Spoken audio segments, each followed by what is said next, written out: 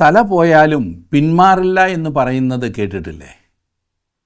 നമുക്കെന്തെങ്കിലും അസൗകര്യമുണ്ടാകുമെന്ന് തോന്നിയാൽ ഒരു അഭിപ്രായം പോലും പറയാൻ ആളുകൾ മടിക്കുന്ന കാലമാണിത്. എന്നാൽ അധികാരത്തെ ഭയക്കാതെ സത്യം വിളിച്ചു പറഞ്ഞതിൻ്റെ പേരിൽ തല നഷ്ടപ്പെട്ടവർ ധാരാളമുണ്ട്. ലോകത്തിൻ്റെ ദൃഷ്ടിയിൽ അവരുടെ ജീവിതം ഒരു പരാജയമാണോ?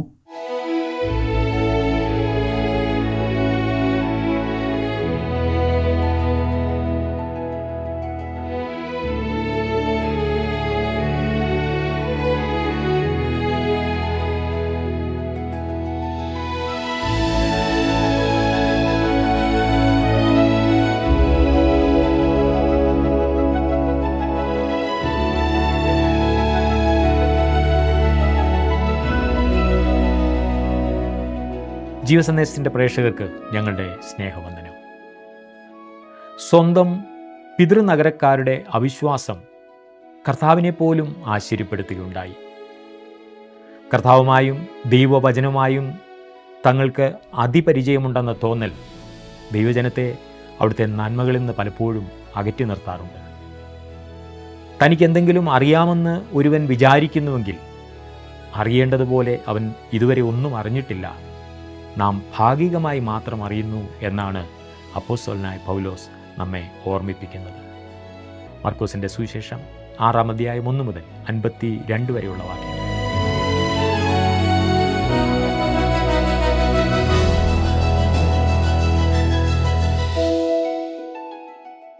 വിശുദ്ധ മർക്കോസിൻ്റെ സുവിശേഷത്തിലെ ദീർഘമായ അധ്യായങ്ങളിൽ 2-ാം സ്ഥാനമാണ് 6-ാം അധ്യായത്തിനുള്ളത്. മർക്കോസ് തൻ്റെ രീതി അനുസരിച്ച് യേശുവിൻ്റെ ശുശ്രൂഷയിലെ ദ്രുതഗതിയിലുള്ള പ്രവർത്തനം വെളിപ്പെടുത്തുന്നു.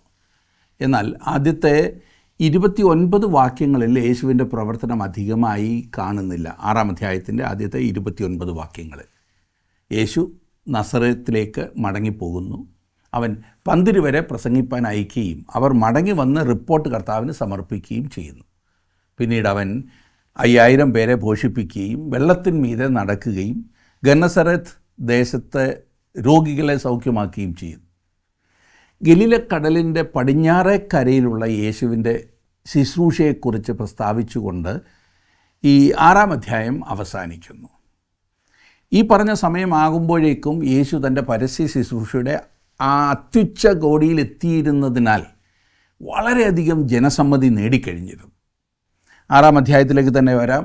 ആദ്യത്തെ 3 വാക്യങ്ങളിൽ അവൻ അവിടെ നിന്ന് പുറപ്പെട്ട് തൻ്റെ പിതൃനഗരത്തിൽ ചെന്നു. അവൻ്റെ ശിഷ്യന്മാരും അനുഗമിച്ചു. ശബ്ബത്തായപ്പോൾ അവൻ പള്ളിയിൽ ഉപദേശിച്ചു തുടങ്ങി. പലരും കേട്ട് വിസ്മയിച്ചു. ഇവന് ഇവ എവിടെ നിന്ന് ഇവന് കിട്ടിയ ഈ ജ്ഞാനവും ഇവൻ്റെ കയ്യാൽ നടക്കുന്ന വീര്യപ്രവർത്തികളും എന്ത്? ഇവൻ മറിയയുടെ മകനും യാക്കോബ്, യോസെ, യൂദ, ശിമോൻ എന്നിവരുടെ സഹോദരനുമായ തച്ചനല്ലയോ? ഇവൻ്റെ സഹോദരികളും ഇവിടെ നമ്മോടുകൂടെ ഇല്ലയോ എന്ന് പറഞ്ഞ് അവങ്കൽ ഇടറിപ്പോയി. ഈ സംഭവം ലൂക്കോസ് എഴുതിയ സുവിശേഷം 4-ാം അധ്യായവുമായി തുലനം ചെയ്യുമ്പോൾ ഇവിടെ ഒരു വൈരുദ്ധ്യം കാണുവാൻ കഴിയുന്നു എന്നാണ് ബൈബിൾ വിമർശകർ പറയുന്നത്. 2 വിശദീകരണങ്ങളും പരസ്പര വിരുദ്ധമാണെന്നവർ ചിന്തിക്കുന്നത് തീർച്ചയായിട്ടും നമുക്ക് കാണുവാൻ സാധിക്കും. എന്നാൽ എന്താണ് ഇതിലെ വാസ്തവം? ഇവ പരസ്പര വിരുദ്ധമായ രേഖകളല്ല, മറിച്ച് ഇവ രണ്ടും യേശുക്രിസ്തു തൻ്റെ പിതൃനഗരമായ നസറത്തിൽ 2 പ്രാവശ്യം പോയതിൻ്റെ രേഖപ്പെടുത്തലുകളാണ്. അവൻ പിന്നെയും പല പ്രാവശ്യം നസറത്തിൽ പോയിട്ടുണ്ടെന്നാണ് ഞാൻ കരുതുന്നത്. എന്നാൽ രേഖപ്പെടുത്തിയിട്ടുള്ള സന്ദർഭങ്ങൾ ഇവ രണ്ടുമാണ്. ലൂക്കോസിൻ്റെ സുവിശേഷം 4-ാം അധ്യായത്തിൽ കാണുന്നത് അവൻ്റെ 1-ാമത്തെ സന്ദർശനമാണ്. ഇപ്പോൾ കർത്താവ് തനിയെയാണ് അവിടെ പോയത്. അവൻ അവിടെ യാതൊരു അതിശയവും പ്രവർത്തിച്ചില്ല. അവർ അവനെ കൊല്ലുവാൻ ശ്രമിച്ചതിനാൽ അവന് പെട്ടെന്ന് അവിടം വിട്ടു പോകേണ്ടതായും വന്നു. 2-ാമത്തെ സന്ദർശനത്തിൽ, അതായത് ഇവിടെ മർക്കോസ് എഴുതിയ സുവിശേഷം 6-ാം അധ്യായത്തിൽ രേഖപ്പെടുത്തിയിരിക്കുന്ന ഈ സന്ദർശനത്തിൽ അവൻ്റെ ശിഷ്യന്മാരും അവനോട് കൂടെ ഉണ്ടായിരുന്നു. അവിടെ അവൻ ചില രോഗികളെ സൗഖ്യമാക്കിയതായും ചുറ്റുപാടും ഉപദേശിച്ചുകൊണ്ട് സഞ്ചരിച്ചതായും രേഖപ്പെടുത്തിയിരിക്കുന്നു. മത്തായി എഴുതിയ സുവിശേഷം 13-ാം അധ്യായത്തിൻ്റെ 53 മുതൽ 58 വരെയുള്ള വാക്യങ്ങളിലും മർക്കോസ് എഴുതിയ സുവിശേഷം 6-ാം അധ്യായത്തിലും ഇതിനെക്കുറിച്ച് നമുക്ക് വിവരങ്ങൾ ലഭിക്കുന്നു. ഈ 2 സന്ദർഭങ്ങളിലും കർത്താവ് പള്ളിയിൽ പോയി ഉപദേശിക്കുകയും 2 പ്രാവശ്യവും തൻ്റെ സ്വന്തം പട്ടണക്കാരാൽ ത്യജിക്കപ്പെടുകയും ചെയ്തു. 1-ാം പ്രാവശ്യം അവൻ പുറപ്പെട്ടു പോയി കപ്പർന്നഹൂം തൻ്റെ ആസ്ഥാനമാക്കുകയാണ് ചെയ്തത്. എന്നാൽ തൻ്റെ പിതൃനഗരത്തിലുള്ള ആളുകളോട് സുവിശേഷം അറിയിക്കേണ്ടതിനാണ് അവൻ ഇപ്പോൾ അവിടേക്ക് മടങ്ങിപ്പോയത്. യേശു എവിടെയായിരുന്നാലും ശബത്ത് ദിവസം പള്ളിയിൽ പോകുന്നത് അവൻ്റെ പതിവായിരുന്നു. ആ വിധത്തിൽ ദൈവത്തെ ആരാധിക്കേണ്ടത് ആവശ്യമാണെന്ന് യേശുവിന് ബോധ്യമായിരുന്നു എന്നാണ് ഞാൻ ഈ ഭാഗത്തു നിന്നും മനസ്സിലാക്കുന്നത്. മാത്രമല്ല, ജനങ്ങളെ കണ്ടുമുട്ടുവാനും അവരോട് സംസാരിക്കുവാനും ഏറ്റവും സൗകര്യമുള്ള സ്ഥലവും സാഹചര്യവും യഹൂദന്മാരുടെ പള്ളികളായിരുന്നു. നേരത്തെ അവനെ അറിഞ്ഞിരുന്നവർക്ക് അവൻ്റെ ഉപദേശം വിസ്മയകരമായി തോന്നി. അവൻ്റെ വാക്കുകളും പ്രവർത്തനങ്ങളും അത്ഭുതങ്ങളും അവൻ്റെ സ്വന്തം നഗരക്കാരെ അല്ലെങ്കിൽ ആ നാട്ടുകാരെ വീർപ്പുമുട്ടിക്കുവാൻ തുടങ്ങി. അവരെ സംബന്ധിച്ച് ഇത് അവർക്ക് ഗ്രഹിക്കുവാൻ സാധിക്കുന്ന ഒരു കാര്യമായിരുന്നില്ല. അവൻ എങ്ങനെയാണ് ഇങ്ങനെ സംസാരിക്കുവാനും പ്രവർത്തിക്കുവാനും കഴിയുന്നത് എന്നവർ സംശയിച്ച് യേശുവിനെ പോലെയുള്ള ഒരു വ്യക്തിക്ക് ജന്മം കൊടുക്കുവാൻ നസ്രത്തിന് കഴിഞ്ഞു എന്നവർക്ക് വിശ്വസിക്കുവാൻ സാധിച്ചില്ല. അവർ തങ്ങളിലേക്ക് തന്നെ നോക്കിക്കൊണ്ടാണ് നസ്രത്തിനെക്കുറിച്ച് വിധി കൽപ്പിച്ചത്. അവരെ സംബന്ധിച്ചിടത്തോളം നസ്രത്ത് അത്ര പ്രാധാന്യമുള്ളൊരു സ്ഥലമായിരുന്നില്ല. ഒരു നന്മയും ഉണ്ടാകുവാൻ സാധ്യതയില്ലാത്ത ഒരു ചെറിയ പട്ടണം. അതിനാൽ യേശുവിനെ പോലെ ഒരുവൻ നസ്രത്തിലുണ്ടാകുവാൻ സാധ്യമല്ല എന്നവർ അങ്ങ് തീരുമാനിക്കുകയാണ് ചെയ്തത്. അവർക്ക് തങ്ങളിൽ തന്നെ വിശ്വാസമില്ലായിരുന്നു. അവർ തങ്ങളുടെ കൂട്ടത്തിൽപ്പെട്ട ഒരാളെയും വിശ്വസിച്ചിരുന്നുമില്ല. ഇവിടെ യേശുവിൻ്റെ സഹോദരന്മാരെക്കുറിച്ചും സഹോദരിമാരെക്കുറിച്ചും പറഞ്ഞിരിക്കുന്നത് ശ്രദ്ധിച്ചോ? ഇവിടെ ഈ പറഞ്ഞിരിക്കുന്ന യൂദായാണ് യൂദ എഴുതിയ ലേഖനത്തിൻ്റെ എഴുത്തുകാരൻ എന്നാണ് എൻ്റെ വിശ്വാസം. എന്നാൽ ആദ്യകാലങ്ങളിൽ അവൻ്റെ സഹോദരന്മാർ അവനിൽ വിശ്വസിച്ചിരുന്നില്ല എന്ന് നാം വായിക്കുന്നുണ്ട്. തങ്ങളുടെ നാട്ടുകാരെ പോലെ തങ്ങൾക്ക്, അതായത് ഈ സഹോദരങ്ങൾക്ക് അവനെ അറിയാമെന്ന് അവർ ചിന്തിച്ചു. അതുതന്നെയായിരുന്നു അവർക്കുണ്ടായിരുന്ന തടസ്സം. യേശുവിനെ നമുക്കറിയാമെന്ന തെറ്റിദ്ധാരണ മൂലം പലപ്പോഴും നമ്മൾ അവനെ അറിയേണ്ടതുപോലെ അറിയുന്നില്ല. നസ്രത്തിലെ ജനങ്ങൾ യേശുവിനെ നസ്രത്തിൽ വളർന്നു വന്ന ഒരു ബാലനായി കണ്ടിരുന്നു എന്നത് ശരിയാണ്. ഈ പറയുന്ന പലരുടെയും കൂടെ അവൻ പഠനത്തിലും കളികളിലും ഏർപ്പെടുകയും ജോലിക്ക് പോവുകയും ഒക്കെ ചെയ്തു കാണും. അതുകൊണ്ട് അവർക്കെല്ലാം അവനെ അറിയാമെന്ന് അവർ തെറ്റിദ്ധരിച്ചു. 4-ാം വാക്യത്തിൽ നാം വായിക്കുന്നത്, യേശു അവരോട്, ഒരു പ്രവാചകൻ തൻ്റെ പിതൃനഗരത്തിലും ചാർച്ചക്കാരുടെ ഇടയിലും സ്വന്തം ഭവനത്തിലുമല്ലാതെ ബഹുമാനമില്ലാത്തവനല്ല എന്ന് പറഞ്ഞു. തങ്ങളുടെ പ്രദേശത്തിന് പുറത്തുനിന്ന് വരുന്ന സാധാരണക്കാരൻ തങ്ങളെക്കാൾ കേമനായിരിക്കുമെന്ന് പൊതുവെ ആളുകൾക്കൊരു ചിന്താഗതിയുണ്ട്. അതുകൊണ്ടായിരിക്കും സായിപ്പന്മാർ വന്ന് പ്രസംഗിച്ചെങ്കിൽ കൺവെൻഷനുകൾ വിജയകരമാകൂ എന്ന് ചിന്തിക്കുന്ന ഒരു കാലം നമ്മുടെ നാട്ടിലുണ്ടായിരുന്നു. ഇന്നും ചിലർ അങ്ങനെ ചിന്തിക്കാറുണ്ട്. ചിലപ്പോൾ നമ്മിൽ പലരും സ്വന്തം ദേശത്ത് ഫലപ്രദമാകുന്നതിനേക്കാൾ അധികം മറ്റ് സ്ഥലങ്ങളിൽ ഉപയോഗപ്പെടാറുള്ളത് അതുകൊണ്ടായിരിക്കും. 5ഉം 6ഉം വാക്യങ്ങളിൽ നാം വായിക്കുന്നത്, ഏതാനും ചില രോഗികളുടെ മേൽ കൈവച്ച് സൗഖ്യം വരുത്തിയതല്ലാതെ അവിടെ വീര്യപ്രവൃത്തി ഒന്നും ചെയ്യുവാൻ കഴിഞ്ഞില്ല. അവരുടെ അവിശ്വാസം ഹേതുവായി അവൻ ആശ്ചര്യപ്പെട്ടു. അവൻ ചുറ്റുമുള്ള ഊരുകളിൽ ഉപദേശിച്ചുകൊണ്ട് സഞ്ചരിച്ചു പോന്നു. അപ്പോൾ അവൻ ഈ പ്രദേശം വിട്ടുപോയില്ല എന്നും ചുറ്റുമുള്ള പട്ടണങ്ങളിൽ പാർത്തു എന്നും കാണുന്നു. എന്നാൽ തൻ്റെ 1-ാമത്തെ സന്ദർശനത്തിൽ അവൻ പട്ടണത്തിൽ നിന്നും ഓടിപ്പോവുകയും കഫർന്നഹൂമിൽ പോയി ആ സ്ഥലം തൻ്റെ പ്രവർത്തന കേന്ദ്രമാക്കുകയുമാണ് ചെയ്തത്. അവരുടെ അവിശ്വാസം ഹേതുവായി അവിടെ അവന് വീര്യപ്രവൃത്തി ഒന്നും ചെയ്യുവാൻ കഴിഞ്ഞില്ല എന്ന് പറഞ്ഞിരിക്കുന്നത് വളരെ ശ്രദ്ധേയമാണ്. ദൈവത്തിൻ്റെ സർവശക്തിക്കുള്ള ഒരേ ഒരു തടസ്സം മനുഷ്യൻ്റെ അവിശ്വാസമാണ്. നേരെ മറിച്ച് രക്ഷയ്ക്കായി ദൈവശക്തി പ്രവഹിക്കുവാൻ ആവശ്യമായിരിക്കുന്ന ഒരേ ഒരു കാര്യം വിശ്വാസമാണ്. യെശയ്യാപ്രവചനം 53-ാം അധ്യായം ദൈവത്തിൻ്റെ വലിയ രക്ഷയെ വെളിപ്പെടുത്തുന്ന അധ്യായമാണല്ലോ. ആ അധ്യായം തുടങ്ങുന്നത് ഇപ്രകാരമാണ്: ഞങ്ങൾ കേൾപ്പിച്ചത് ആർ വിശ്വസിച്ചിരിക്കുന്നു? യഹോവയുടെ ഭുജം ആർക്ക് വെളിപ്പെട്ടിരിക്കുന്നു? നമ്മുടെ അവിശ്വാസം ദൈവത്തിൻ്റെ ശക്തി നമ്മിൽ വ്യാപരിക്കുന്നതിനെ തടസ്സപ്പെടുത്തും. ഇന്നും അത് അപ്രകാരം തന്നെയാണ് കാണുന്നത്. അവരുടെ അവിശ്വാസം ഹേതുവായി അവൻ ആശ്ചര്യപ്പെട്ടു എന്ന് 6-ാം വാക്യത്തിൽ നാം വായിച്ചല്ലോ. യേശു ആശ്ചര്യപ്പെട്ടതായി വേറെയും ഭാഗത്ത് കാണുന്നുണ്ട്. മത്തായി എഴുതിയ സുവിശേഷം 8-ാം അധ്യായത്തിൻ്റെ 10-ാം വാക്യത്തിൽ നാം വായിക്കുന്നത്, അത് കേട്ടിട്ട് യേശു അതിശയിച്ചു, പിൻചെല്ലുന്നവരോട് പറഞ്ഞത്, ഇസ്രായേലിൽ കൂടെ ഇത്ര വലിയ വിശ്വാസം കണ്ടിട്ടില്ല എന്ന് ഞാൻ സത്യമായിട്ട് നിങ്ങളോട് പറയുന്നുവെന്ന്. ആരുടെ കാര്യമാണെന്നറിയാമോ? റോമൻ ശതാധിപൻ്റെ വിശ്വാസത്തെക്കുറിച്ചാണ് യേശു അവിടെ പറഞ്ഞത്. ഇനി നമുക്ക് 7-ാം വാക്യത്തിലേക്ക് വരാം. 6-ാം അധ്യായത്തിൻ്റെ 7-ാം വാക്യം. അനന്തരം അവൻ 12 പേരെ അടുക്ക വിളിച്ചു, അവരെ ഈരണ്ടായി അയച്ചു തുടങ്ങി, അവർക്ക് അശുദ്ധാത്മാക്കളുടെ മേൽ അധികാരം കൊടുത്തു. ഇവിടെ കർത്താവ് തൻ്റെ അപ്പോസ്തലന്മാരെ പറഞ്ഞയക്കുകയാണ് ചെയ്യുന്നത്. താൻ തന്നെ പ്രസംഗിച്ചുകൊണ്ടിരുന്നതായ മാനസാന്തരത്തിൻ്റെ ദൂതുമായിട്ടാണ് യേശു അവരെ അയക്കുന്നത്. യേശു അവരെ ഈരണ്ടായിട്ടാണ് അയച്ചത്. വിശുദ്ധ മത്തായിയോ വിശുദ്ധ ലൂക്കോസോ ഈ സംഭവം വിവരിക്കുമ്പോൾ അത് പറഞ്ഞിട്ടില്ല. അശുദ്ധാത്മാക്കളുടെ മേൽ അവൻ അവർക്ക് അധികാരം കൊടുത്തു. അവർക്ക് ഉപയോഗിക്കാവുന്നതിലേക്കും ഏറ്റവും വലിയ ശക്തി അതായിരുന്നു. 8ഉം 9ഉം വാക്യങ്ങളിൽ, അവർ വഴിക്ക് വടി അല്ലാതെ ഒന്നും എടുക്കരുത്, അപ്പവും പൊക്കണവും മടിശീലയിൽ കാശുമരുത്, ചെരുപ്പ് ഇട്ടുകൊള്ളാം, 2 വസ്ത്രം ധരിക്കരുത് എന്നിങ്ങനെ അവരോട് കൽപ്പിച്ചു. എന്തുകൊണ്ടാണ് യേശു അവർക്ക് ഇപ്രകാരം ഒരു കൽപ്പന നൽകിയത്? അവർ അധിക ഭാരം കൂടാതെ സഞ്ചരിക്കണമായിരുന്നു. തിടുക്കത്തിലുള്ള പ്രവർത്തനത്തിൻ്റെ ആവശ്യം, അവരുടെ ദൗത്യത്തിൻ്റെ പ്രാധാന്യം, ദൈവത്തിലുള്ള അവരുടെ പൂർണ്ണമായ ആശ്രയം, ഇതൊക്കെ ചൂണ്ടിക്കാണിക്കുന്നതാണ് ഈ നിർദ്ദേശം. എന്നാൽ പിന്നീട് ഒരിക്കൽ അവർ ദൂരയാത്ര ചെയ്യുമ്പോൾ മുകളിൽ നിഷേധിച്ച പല കാര്യങ്ങളും അവർക്ക് എടുക്കാമെന്ന് കർത്താവ് പറഞ്ഞിരിക്കുന്നതായി കാണാൻ കഴിയും. എന്നാൽ ഇപ്പോൾ അവർ ഇസ്രായേൽ ഗൃഹത്തിലെ കാണാതെ പോയ ആടുകളുടെ അടുക്കലേക്ക് മാത്രമാണ് പോകേണ്ടതെന്നും അവർ ചെല്ലുന്ന സ്ഥലത്ത് ലഭിക്കുന്ന ഔദാര്യം സ്വീകരിച്ച് അവർക്ക് ജീവിക്കാം എന്നും മത്തായി എഴുതിയ സുവിശേഷത്തിൽ വ്യക്തമാക്കിയിട്ടുണ്ട്. ഞാൻ ഇനി 10ഉം 11ഉം വാക്യങ്ങൾ വായിക്കാം. നിങ്ങൾ എവിടെയെങ്കിലും ഒരു വീട്ടിൽ ചെന്നാൽ അവിടം വിട്ട് പുറപ്പെടുവോളം അതിൽ തന്നെ പാർപ്പീൻ.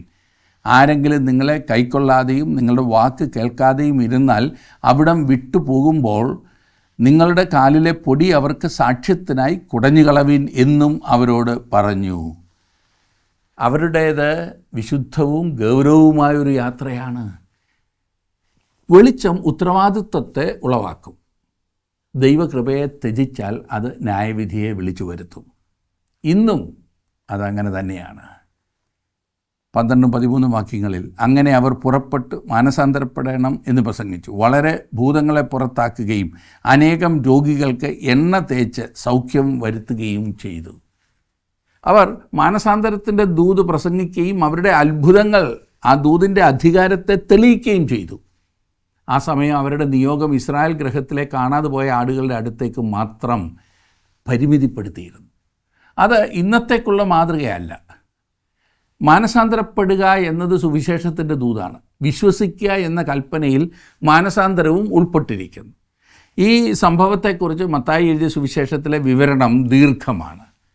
യേശുവിൻ്റെ പ്രസിദ്ധി ആ പ്രദേശമൊക്കെ പരന്നിരുന്നു. സാധാരണക്കാരായ ആളുകൾ മാത്രമല്ല, ഹെരോദ രാജാവ് പോലും യേശുവിനെക്കുറിച്ച് കേട്ടിരുന്നു.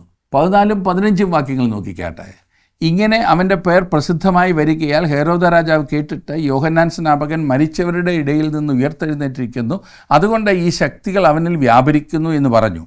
അവൻ ഏലിയാവാകുന്നു എന്ന് മറ്റു ചിലർ പറഞ്ഞു. വേറെ ചിലർ അവൻ പ്രവാചകന്മാരിൽ ഒരുത്തനെ പോലെ ഒരു പ്രവാചകൻ എന്ന് പറഞ്ഞു. ഇവിടെ ഇതാ ഹെരോദ രാജാവിൻ്റെ വിചിത്രമായൊരു പ്രതികരണം നാം കാണുന്നു. യോഹന്നാൻ സ്നാപകൻ്റെ വധം കുറേ നാൾ മുമ്പേ നടന്നിരുന്നു. ഹെരോദ രാജാവിൻ്റെ വിചിത്രവും അന്ധവിശ്വാസപരവുമായ പ്രതികരണത്തെ വിശദീകരിക്കുവാനാണ് ഇപ്പോൾ ഈ സംഭവം ഇവിടെ രേഖപ്പെടുത്തിയിരിക്കുന്നത്. ഇവിടെ പറയുന്ന ഹെരോദ രാജാവ് ഹെരോദ അന്തിപ്പാസാണ്. അവൻ വലിയ അന്ധവിശ്വാസിയായിരുന്നു. അയാൾക്ക് യേശുവിനെക്കുറിച്ചുള്ള ധാരണ തികച്ചും വ്യത്യസ്തമായിരുന്നു. അതുപോലെ ജനങ്ങൾക്കിടയിലും യേശുവിനെക്കുറിച്ച് വ്യത്യസ്തങ്ങളായ അഭിപ്രായമായിരുന്നു ഉണ്ടായിരുന്നത്. ഇന്നും യേശുക്രിസ്തുവിൻ്റെ ആളത്വം, സാന്നിധ്യം, ശക്തി എന്നിവയെ സംബന്ധിച്ച് പലർക്കും പലവിധമായ അഭിപ്രായങ്ങളും വിശദീകരണങ്ങളുമാണ് ഉള്ളത്. 16-ാം വാക്യത്തിൽ നാം കാണുന്നത്, അത് ഹെരോദാവ് കേട്ടാറെ, ഞാൻ തലവെട്ടിച്ച യോഹന്നാനാകുന്നു അവൻ ഉയർത്തെഴുന്നേറ്റിരിക്കുന്നു എന്ന് പറഞ്ഞു. താൻ തലവെട്ടിച്ച യോഹന്നാനാണ് യേശു എന്ന് ചിന്തിച്ച് ഹെരോദാവിന് ആകെ അസ്വസ്ഥതയായി, ഭയമായി. തുടർന്ന് അതിന് കാരണമായ സംഭവമാണ് വിശുദ്ധ മർക്കോസ് വിശദീകരിക്കുന്നത്. 17-18 വാക്യങ്ങളിൽ ഹെരോദാവ് തൻ്റെ സഹോദരനായ ഫിലിപ്പോസിൻ്റെ ഭാര്യ ഹെരോദ്യയെ പരിഗ്രഹിച്ചതുകൊണ്ട് അവൾ നിമിത്തം ആളയച്ച് യോഹന്നാനെ പിടിച്ച് തടവിലാക്കിയിരുന്നു. സഹോദരൻ്റെ ഭാര്യയെ പരിഗ്രഹിക്കുന്നത് നിനക്ക് വിഹിതമല്ല എന്ന് യോഹന്നാൻ ഹെരോദാവോട് പറഞ്ഞിരുന്നു. യേശുവിൻ്റെ ശുശ്രൂഷയുടെ ഈ ഘട്ടത്തിന് മുമ്പ് യോഹന്നാനെ കൊന്നുകളഞ്ഞിരുന്നു. ഉന്നത സ്ഥാനങ്ങളിലെ പാപത്തിനെതിരെ ശക്തമായ ഭാഷയിൽ യോഹന്നാൻ സ്നാപകൻ താക്കീത് നൽകിയിരുന്നത് ശ്രദ്ധിക്കുക. ഹെരോദാവ് തൻ്റെ സഹോദരൻ്റെ ഭാര്യയായ ഹെരോദ്യയെ തനിക്ക് ഭാര്യയായി എടുത്തതിനാണ് യോഹന്നാൻ ഹെരോദാവിനെ കുറ്റപ്പെടുത്തിയത്. ഇത് ഹെരോദ്യയെ കോപാകുലയാക്കുകയും യോഹന്നാൻ സ്നാപകനെ കൊല്ലുന്നതിനുള്ള ഗൂഢാലോചന നടത്തുകയും ചെയ്തു. 19-20 വാക്യങ്ങളിൽ നാം വായിക്കുന്നത്, ഹെരോദ്യയോ അവൻ്റെ നേരെ പകവെച്ച് അവനെ കൊല്ലുവാനും ഇച്ഛിച്ചു, സാധിച്ചില്ല താനും. യോഹന്നാൻ നീതിയും വിശുദ്ധിയുമുള്ള പുരുഷനെന്ന് ഹെരോദാവ് അറിഞ്ഞ് അവനെ ഭയപ്പെടുകയും അവനെ കാത്തുകൊള്ളുകയും ചെയ്തു. അവൻ്റെ വചനം കേട്ടിട്ട് വളരെ കലങ്ങിയെങ്കിലും സന്തോഷത്തോടെ കേട്ടുപോന്നു. ഹെരോദ്യയാണോ ഹെരോദാവിനെ ദൈവത്തിങ്കിലേക്ക് തിരിയുന്നതിൽ നിന്ന് തടസ്സപ്പെടുത്തിയിരുന്നത്? ഒരുപക്ഷെ ഹെരോദ്യയുടെ സ്വാധീനം അത്ര വലുതായിരുന്നിരിക്കും. ഏതായാലും 21-22 വാക്യങ്ങളിൽ നാം കാണുന്നത്, എന്നാൽ ഹെരോദാവ് തൻ്റെ ജനനോത്സവത്തിൽ തൻ്റെ മഹത്തുക്കൾക്കും സഹസ്രാധിപന്മാർക്കും ഗലീലയിലെ പ്രമാണികൾക്കും വിരുന്ന് കഴിച്ചപ്പോൾ ഒരു തരം വന്നു. ഹെരോദ്യയുടെ മകൾ അകത്ത് ചെന്ന് നൃത്തം ചെയ്തു ഹെരോദാവിനെയും വിരുന്നുകാരെയും പ്രസാദിപ്പിച്ച സമയം, മനസ്സുള്ള എന്തെങ്കിലും എന്നോട് ചോദിച്ചു കൊള്ളുക, നിനക്ക് തരാമെന്ന് രാജാവ് ബാലയോട് പറഞ്ഞു. ഹെരോദാവിൻ്റെ മുൻപിൽ നൃത്തം ചെയ്യുവാൻ ഹെരോദ്യ തൻ്റെ മകളോട് ആവശ്യപ്പെടുന്നു. കാരണം അവൻ എത്രമാത്രം ജഡീകനും സ്ത്രീലമ്പടനുമാണെന്ന് അവൾക്കറിയാമായിരുന്നു. ഹെരോദ്യയുടെ മകളുടെ നൃത്തത്തിൽ സംപ്രീതനായ ഹെരോദാവ് അവൾ എന്താവശ്യപ്പെട്ടാലും നൽകാമെന്ന് പെൺകുട്ടിയോട് വാഗ്ദാനം ചെയ്യുന്നു. ഈ ബലഹീനത ചൂഷണം ചെയ്യുകയായിരുന്നു വാസ്തവത്തിൽ ഹെരോദ്യ എപ്പോഴും ചെയ്തുകൊണ്ടിരുന്നത്. എന്തു ചോദിച്ചാലും രാജ്യത്തിൽ പകുതിയോളമായാലും നിനക്ക് തരാമെന്ന് ഹെരോദാവ് സത്യം ചെയ്തു. അവൾ പുറത്തിറങ്ങി അമ്മയോട് ഞാൻ എന്ത് ചോദിക്കണമെന്ന് ചോദിച്ചതിന് യോഹന്നാൻ സ്നാപകൻ്റെ തല എന്ന് അവൾ പറഞ്ഞു. യോഹന്നാൻ സ്നാപകനോടുള്ള വിരോധവും ക്രൂരതയും അവളുടെ മനസ്സിൽ നിറഞ്ഞിരുന്നു. അതുകൊണ്ട് തന്നെ എന്തുത്തരം കൊടുക്കണമെന്ന കാര്യത്തിൽ അവൾക്ക് അധികം ആലോചിക്കേണ്ടി വന്നില്ല. 25-26 വാക്യങ്ങളിൽ, ഉടനെ അവൾ ബന്ധപ്പെട്ട് രാജാവിൻ്റെ അടുക്കൽ ചെന്ന് ഇപ്പോൾ തന്നെ യോഹന്നാൻ സ്നാപകൻ്റെ തല ഒരു തളികയിൽ തരയണമെന്ന് പറഞ്ഞു. രാജാവ് അതിദുഃഖിതനായി എങ്കിലും ആണയെയും വിരുന്നുകാരെയും വിചാരിച്ച് അവളോട് നിഷേധിപ്പാൻ മനസ്സില്ലാഞ്ഞു. ഹെരോദാവിൻ്റെ മറ്റൊരു ബലഹീനതയാണ് ഇവിടെ വെളിവാകുന്നത്. തൻ്റെ സ്നേഹിതർ എന്ത് വിചാരിക്കുകയും പറയുകയും ചെയ്യുമെന്ന ഭയം അവനുണ്ടായിരുന്നു. ഒരു ശപഥത്തെക്കുറിച്ച് തെറ്റായ ധാരണയാണ് അവനുണ്ടായിരുന്നത്. 27 വാക്യത്തിൽ നാം കാണുന്നത്, ഉടനെ രാജാവ് ഒരു അകമ്പടിയെ അയച്ച് അവൻ്റെ തല കൊണ്ടുവരുവാൻ കൽപ്പിച്ചു. അവൻ പോയി തടവിൽ അവനെ ശിരച്ഛേദം ചെയ്തു. അവൻ്റെ തല ഒരു തളികയിൽ കൊണ്ടുവന്നു ബാലയ്ക്ക് കൊടുത്തു. ബാല അമ്മയ്ക്ക് കൊടുത്തു. ഹെരോദ്യയുടെ പ്രതികാര നടപടിയായിരുന്നു യോഹന്നാൻ സ്നാപകൻ്റെ കൊലപാതകം. 29 വാക്യത്തിൽ നാം കാണുന്നത്, അവൻ്റെ ശിഷ്യന്മാർ, അതായത് യോഹന്നാൻ സ്നാപകൻ്റെ ശിഷ്യന്മാർ അത് കേട്ടിട്ട് വന്ന് അവൻ്റെ ശവമെടുത്തൊരു കല്ലറയിൽ വെച്ചു. യോഹന്നാൻ്റെ ശിരസറ്റ ജഡം അവൻ്റെ ശിഷ്യന്മാർ എടുത്തുകൊണ്ടുപോയി ഉചിതമായി സംസ്കരിച്ചു. തുടർന്ന് മർക്കോസ് യേശുവിൻ്റെ ശുശ്രൂഷയുടെ കൂടുതൽ വിവരണത്തിലേക്ക് മടങ്ങി വരികയാണ് ചെയ്യുന്നത്. 30-31 വാക്യങ്ങളിൽ, പിന്നെ അപ്പോസ്തലന്മാർ യേശുവിൻ്റെ അടുക്കൽ വന്നുകൂടി തങ്ങൾ ചെയ്തതും ഉപദേശിച്ചതും എല്ലാം അറിയിച്ചു. വരുന്നവരും പോകുന്നവരും വളരെ ആയിരുന്നതിനാൽ അവർക്ക് ഭക്ഷിപ്പാൻ പോലും സമയം ഇല്ലായ്ക കൊണ്ട് അവൻ അവരോട്, നിങ്ങൾ ഒരു ഏകാന്ത സ്ഥലത്ത് വേറിട്ട് വന്ന് അല്പം ആശ്വസിച്ചു കൊള്ളുവീൻ എന്ന് പറഞ്ഞു. അപ്പോസ്തലന്മാർ തങ്ങളുടെ ആദ്യത്തെ പ്രവർത്തന റിപ്പോർട്ട് യേശുവിന് സമർപ്പിക്കുന്നു. എന്നാൽ അതിൻ്റെ വിശദ വിവരങ്ങൾ നമുക്കിവിടെ തന്നിട്ടില്ല. യേശുക്രിസ്തു എത്രമാത്രം പ്രവർത്തന നിരതനായിരുന്നു എന്ന് നമുക്ക് മനസ്സിലാക്കുവാൻ പ്രയാസമാണ്. ജനങ്ങൾ പല ആവശ്യവുമായി അവൻ്റെ അടുക്കൽ വന്നിരുന്നു. യേശുവും തൻ്റെ അപ്പോസ്തലന്മാരും അത്രമാത്രം ക്ഷീണിതരായിരുന്നതിനാൽ അവർക്ക് വിശ്രമിക്കാൻ ഒരു ഏകാന്തമായ സ്ഥലത്തേക്ക് പോകേണ്ടതായി വന്നു. 32-34 വാക്യങ്ങളിൽ, അങ്ങനെ അവർ പടകിൽ കയറി ഒരു ഏകാന്ത സ്ഥലത്ത് വേറിട്ട് പോയി. അവർ പോകുന്നത് പലരും കണ്ടറിഞ്ഞ് എല്ലാ പട്ടണങ്ങളിൽ നിന്നും കാൽനടയായി അവിടേക്ക് ഓടി അവർക്ക് മുമ്പേ എത്തി. അവൻ പടകിൽ നിന്നിറങ്ങിയാറെ വലിയ പുരുഷാരത്തെ കണ്ടു. അവർ ഇടയനില്ലാത്ത ആടുകളെപ്പോലെ ആകൊണ്ട് അവരിൽ മനസ്സലിഞ്ഞു പലതും ഉപദേശിച്ചു തുടങ്ങി. ആളില്ലാത്ത സ്ഥലത്ത് അല്പം വിശ്രമിക്കുവാൻ പോയെങ്കിലും ആ ശ്രമം വിഫലമായി. കാരണം പുരുഷാരം ഗലീല കടലിൻ്റെ തീരത്ത് കൂടി ചുറ്റിക്കറങ്ങി അവനെ അനുഗമിച്ചു. യേശുവും ശിഷ്യന്മാരും അവിടെ എത്തിയപ്പോൾ അവരെ സ്വീകരിപ്പാൻ ബഹുപുരുഷാരം അവിടെ ഉണ്ടായിരുന്നു. ഈ പുരുഷാരത്തെ കണ്ടപ്പോൾ യേശുവിൻ്റെ പ്രതികരണം വളരെ ശ്രദ്ധേയമാണ്. അവന് മനസ്സലിഞ്ഞു എന്നാണ് നാം വായിച്ചത്. സകല ആളുകളും അവന് ആടുകളാണ്. ആടുകൾ. സാക്ഷാൽ ഇടയൻ അവിടുന്ന് മാത്രമാണ്. അതുകൊണ്ടാണ് അവൻ അവർക്ക് ഭക്ഷണം കൊടുത്ത് പോഷിപ്പിച്ചത്. ആദ്യം അവൻ തൻ്റെ ഉപദേശം കൊണ്ട് അവരുടെ ആത്മീയ ആവശ്യം നിറവേറ്റി. അവർക്ക് ആഹാരം നൽകിക്കൊണ്ട് പിന്നീട് അവൻ അവരുടെ ശാരീരിക ആവശ്യങ്ങൾ നിറവേറ്റുകയാണ് ചെയ്തത്. 35 മുതലുള്ള വാക്യങ്ങളിൽ നാം കാണുന്നത്, പിന്നെ നേരം നന്നേ വൈകിട്ട് ശിഷ്യന്മാർ അവൻ്റെ അടുക്കൽ വന്നു. ഇത് നിർജ്ജന പ്രദേശമല്ലോ, നേരവും നന്നേ വൈകി, ഭക്ഷിപ്പാനില്ലായികയാൽ അവർ ചുറ്റുമുള്ള കുടികളിലും ഊരുകളിലും ചെന്ന് ഭക്ഷിപ്പാൻ വല്ലതും കൊള്ളേണ്ടതിന് അവരെ പറഞ്ഞയക്കണം എന്ന് പറഞ്ഞു. അവൻ അവരോട്, നിങ്ങൾ അവർക്ക് ഭക്ഷിപ്പാൻ കൊടുപ്പീൻ എന്ന് കൽപ്പിച്ചതിന് ഞങ്ങൾ പോയി 200 വെള്ളിക്കാശിന് അപ്പം കൊണ്ട് അവർക്ക് തിന്മാൻ കൊടുക്കുകയോ എന്ന് അവനോട് പറഞ്ഞു. അസാധ്യമായ കാര്യം ചെയ്യുവാനാണ് യേശു അവരോട് കൽപ്പിച്ചത്. അവൻ എപ്പോഴും അസാധ്യ കാര്യങ്ങൾ ചെയ്യുവാൻ ആജ്ഞാപിക്കുന്നു. ഈ കാര്യം നമ്മെപ്പോലെ തന്നെ അവരും മനസ്സിലാക്കേണ്ടിയിരുന്നു. കാരണം അവൻ അസാധ്യങ്ങളെ സാധ്യമാക്കുവാൻ ആഗ്രഹിക്കുന്നു. 38 മുതൽ 44 വരെയുള്ള വാക്യങ്ങളിൽ വരുമ്പോൾ പിന്നെയും അത്ഭുതങ്ങളുടെ ഒരു ചരിത്രമാണ്. അത്ഭുതം, മഹാത്ഭുതമാണ് ഇവിടെ. ആദിയിൽ മത്സ്യത്തെ സൃഷ്ടിക്കുകയും വയലിൽ ധാന്യം വളരുവാൻ ഇടയാക്കുകയും ചെയ്തവൻ ഇവിടെ തൻ്റെ വചനത്താൽ പുരുഷാരത്തിന് ഭക്ഷണം ഉണ്ടാക്കി കൊടുക്കുന്നു. ഈ പുരുഷാരത്തിൽ ചിലർക്ക് ജീവിതത്തിൽ ആദ്യമായിട്ടായിരിക്കാം വയറ് നിറയെ ഭക്ഷണം കഴിക്കാൻ കിട്ടിയത്. 45-ാം വാക്യം, താൻ പുരുഷാരത്തെ പറഞ്ഞയക്കുന്നതിനിടയിൽ തൻ്റെ ശിഷ്യന്മാരെ ഉടനെ പടക് കയറി അക്കരെ ബെത്സയിദയ്ക്ക് നേരെ മുന്നോടുവാൻ നിർബന്ധിച്ചു. ഉടനെ നേരെ മുന്നോടുവാൻ, ഈ വാക്കുകളിൽ സംഗതിയുടെ തിടുക്ക സ്വഭാവം വെളിപ്പെടുത്തിയിട്ടുണ്ട്. അതിൻ്റെ വിശദീകരണം യോഹന്നാൻ എഴുതിയ സുവിശേഷം 6-ാം അധ്യായത്തിൻ്റെ 15-ാം വാക്യത്തിൽ കാണുന്നുണ്ട്. അവിടെ നാം വായിക്കുന്നത്, അവർ വന്ന് തന്നെ പിടിച്ച് രാജാവാക്കുവാൻ ഭാവിക്കുന്നു എന്ന് യേശു അറിഞ്ഞിട്ട് പിന്നെയും തനിച്ച് മലയിലേക്ക് വാങ്ങിപ്പോയി.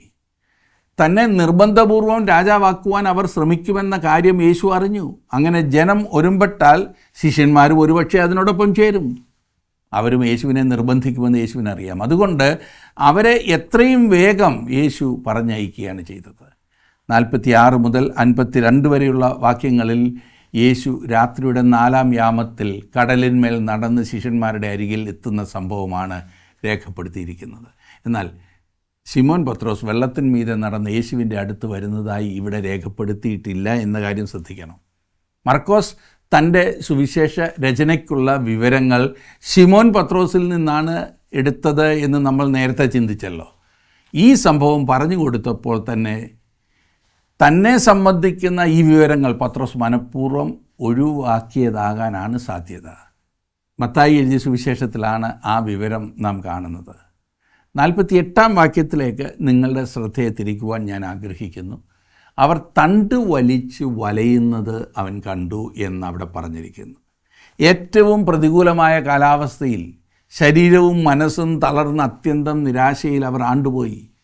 അവർ കിണഞ്ഞ് പരിശ്രമിച്ചിട്ടും പടക് മുങ്ങുവാൻ തുടങ്ങുകയാണെന്ന് അവർ വിചാരിച്ചു. എന്നാൽ തുഴയുകയും പരിശ്രമിക്കുകയും ചെയ്യുന്നവനായി അവൻ അവരെ കണ്ടു.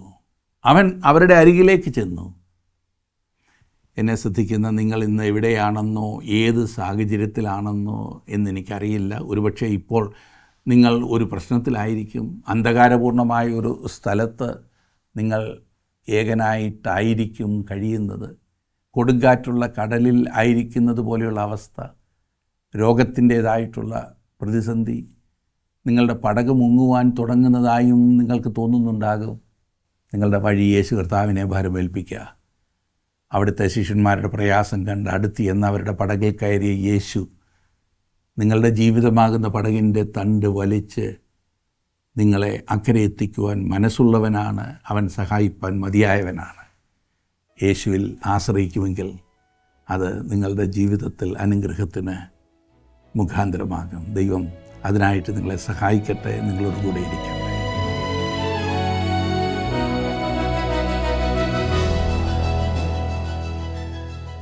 തന്നെ അനുഗമിക്കുന്ന ജനത്തിൻ്റെ ഭൗതിക ആവശ്യങ്ങളോടുള്ള കർത്താവിൻ്റെ മനോഭാവം ഏതൊരു ഭക്തനും ഉറപ്പും ധൈര്യവും പകരുന്നതാണ്.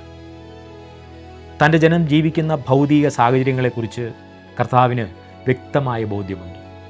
ഇത് മനസ്സിലാക്കിയത് കൊണ്ടാണ് അവൻ നിങ്ങൾക്ക് വേണ്ടി കരുതുന്നതാകൊണ്ട് നിങ്ങളുടെ സകല ചിന്താകുലങ്ങളും അവൻ്റെ മേലിട്ടുകൊള്ളുവീനെന്ന് അപ്പോസ്തലനായ പത്രോസ് പ്രബോധിപ്പിക്കുന്നത്.